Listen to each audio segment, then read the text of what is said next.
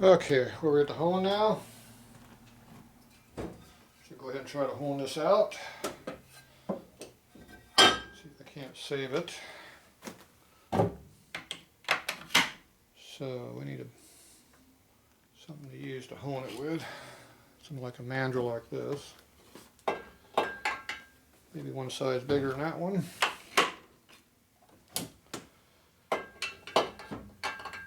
Yeah, maybe one more. I think that's the one. Could always rate it. It says 1.4 inches. So it's perfect for doing what I'm doing because I got a worn out stone in here. Okay, this is 13 stone on here, which is not the finest one, but it's fine.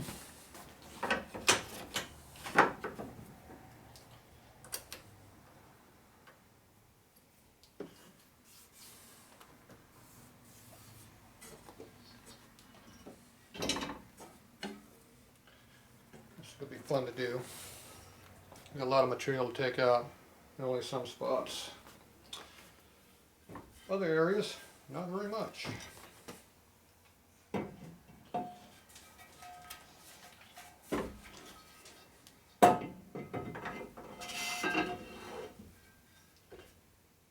see, number we're on 2.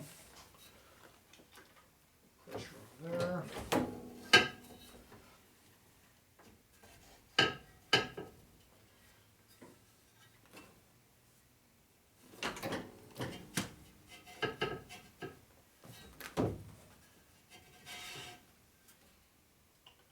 Hit that.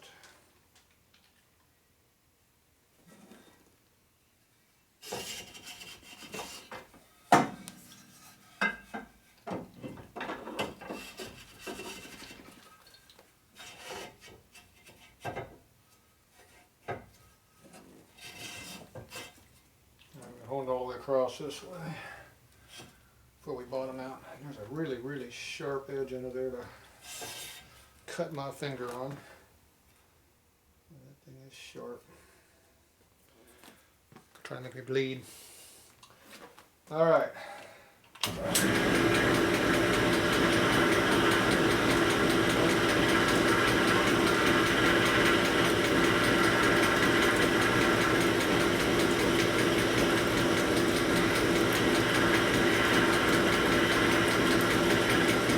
Okay, we got our indicator here, so we'll measure it. Try to hold the case square and straight.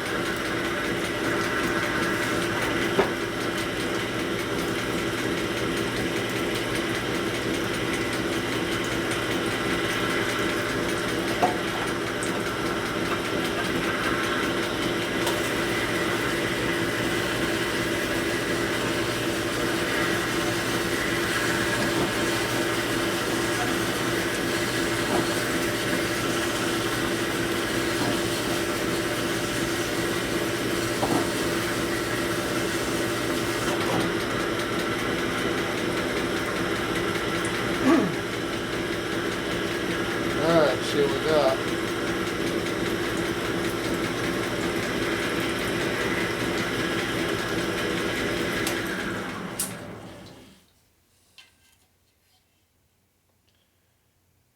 $21,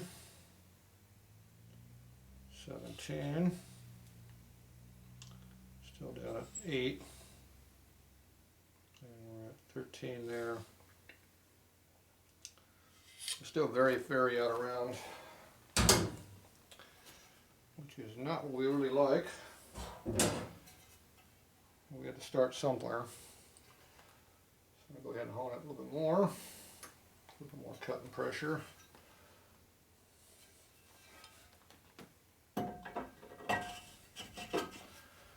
Try it again.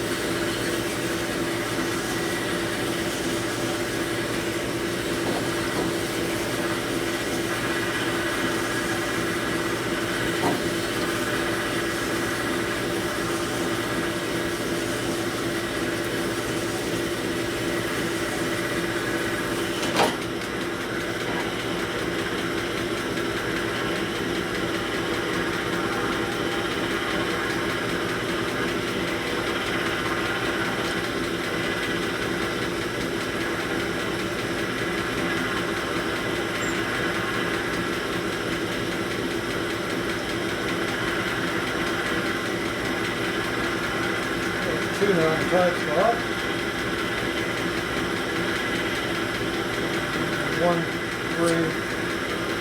13.5 there. And the tightest spot was 13.5, so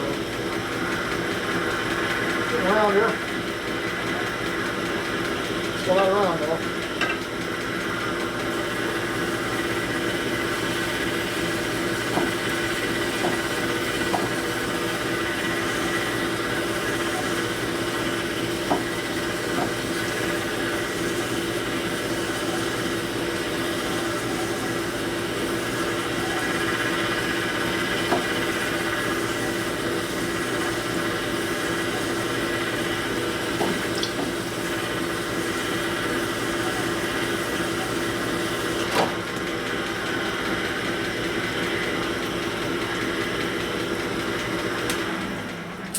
See what we got.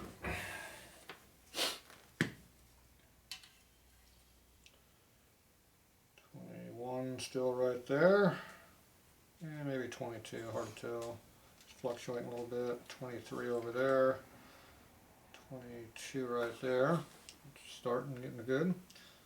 Well, we're up to 18 now in our tight spot. That's a big improvement. And we're at 21 right there. I'm starting to get rounder, a lot rounder.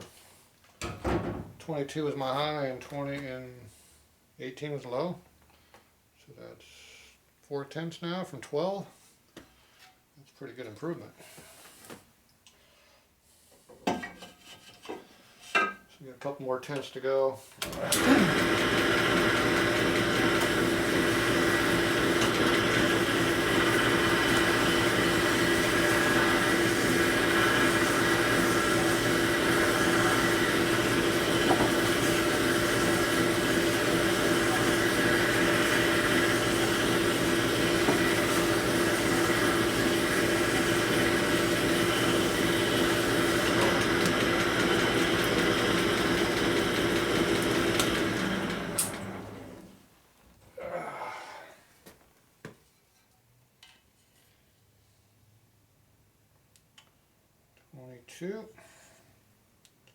22,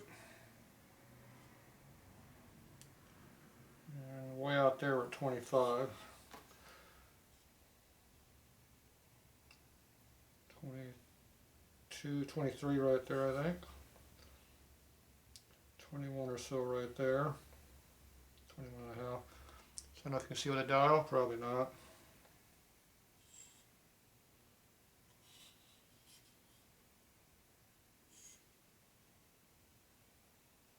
The loose spot's getting loose, but so it's only loose right in the top corner on the outside edge here. Everything else is getting rounder, truer. Okay, I needed 22.3 is my low side, I think. I think that was my low number. We had 25. Yeah, I have to go get my numbers again. That'll be at least about 22, 21. Not quite there, but we're close.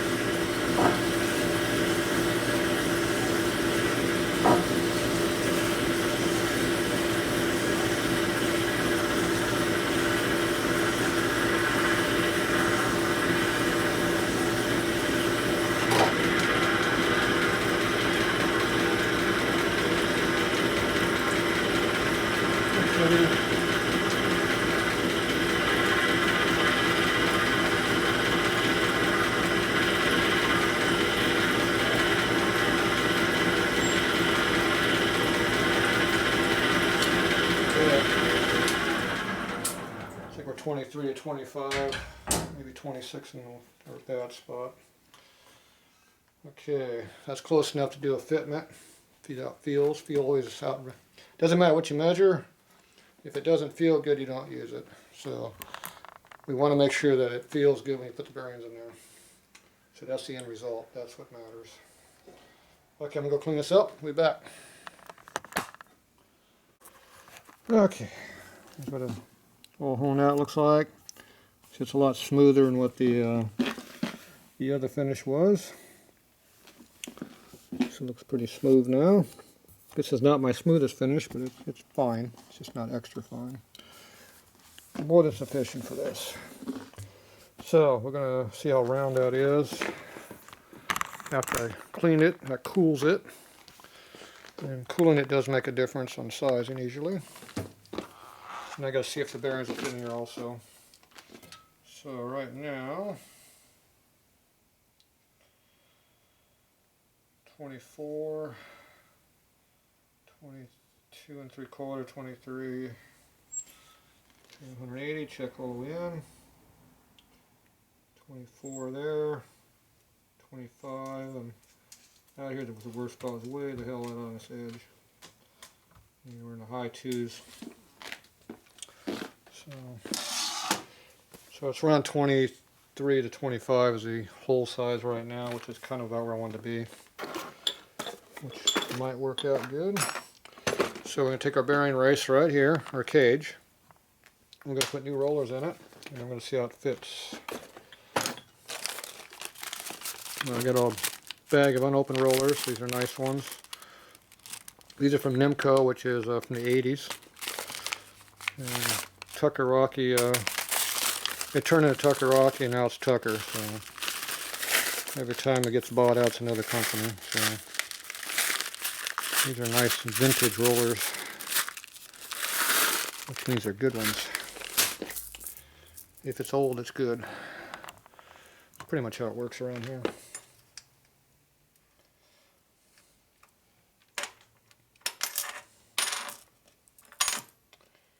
Your Nimco was all through the 80s and into the 90s. I think they quit using that back in the mid-90s though, that name.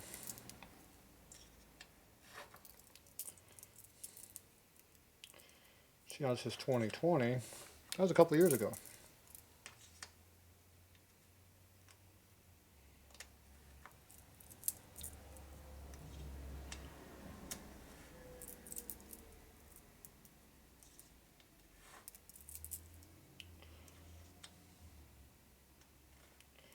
So these rollers, I just pack them in. I just lay them in here. They're just tell them the gravity. If you're careful, you can do it this way. It works. You gotta be careful.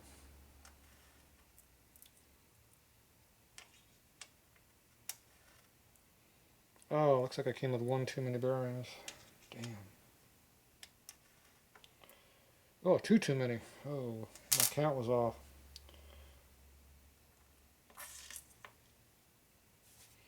The count was I just put some in my hand. That was the count.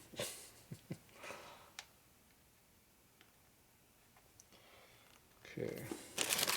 Now to keep these brand new looking, what I do is I squirt oil in here to make them stay. No rust. Any kind of mark on the bearing is bad. That was the problem with the other bearings. They had marks on them after I cleaned them. So that means they're pretty well junk. Alright, so then you take your shaft, drop it down in there, lift these up, and now the bearings can't fall out. They rattle all over the place, they stay put. Now we put this into our case over the direction it goes in, and then see how it feels. That'll be this direction.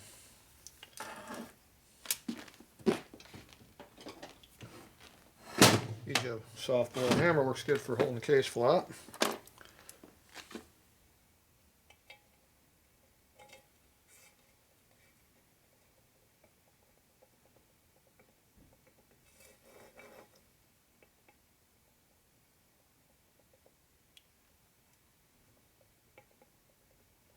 Feels and looks good. Alright, so let's blow that up a little bit so you can see. So we go this direction, we go up and down. See a little bit wobble wobble that way. A little bit more up and down than this way because it was a little bit looser on the other side. But you got good clearance. Now if you had almost no clearance, it'd be too tight, that'd be bad. So then you rotate it a little bit, make sure it's free, and check it again. You can also check on your 45s, and because you never know where the height spot's at. See See how it doesn't screw in and out? That means the bearings aren't tight. When a bearing gets tight, it'll screw in or out. So, this is pretty good. Alright, so I like that. So that's a good fitment in my book.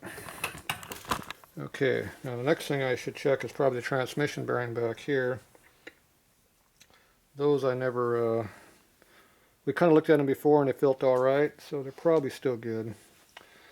I can either check it now or put everything together and find out I don't like it later. That's not the way to find out easily. At least not the way I like to find out.